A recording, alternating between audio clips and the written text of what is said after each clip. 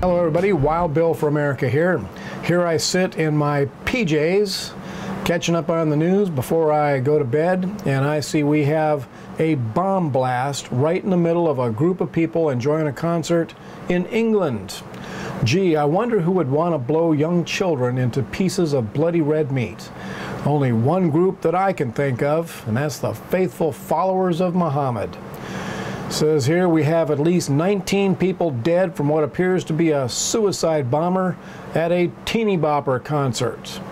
Parents sent their children to this concert. Says here some of the kids were as young as 7 years old. What kind of monsters deliberately blow up 7-year-olds? Only one group that I know of.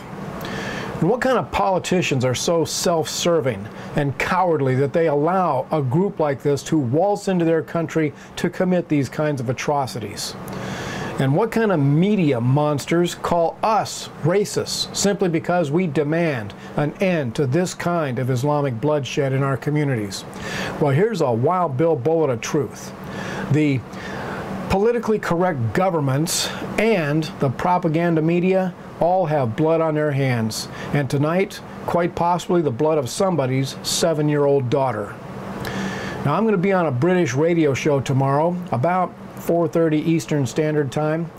It's called Motivate Radio, and it's hosted by Graham Moore, if you want to find it on the internet and listen in. Now, we'll be discussing the right to keep and bear arms as a God-given right, with government, in particular the British government, having no authority to strip that right from honest citizens. And the point that I intend to make is that the government that dares to strip away the right to keep and bear arms from its citizens has a moral obligation to be there at the moment that a family needs to be defended. And if the government cannot be there at that moment, then they have no right to deny a man the tools that he needs to defend himself and his family. There are two forces killing our citizens: Islam and political correctness. They're killing people, and the only way to stop these monsters is to stop treating these as individual, unrelated criminal acts. These acts of violence are all linked. They're all connected to the Islamic mosques, which are connected to the militant imams of the Middle East.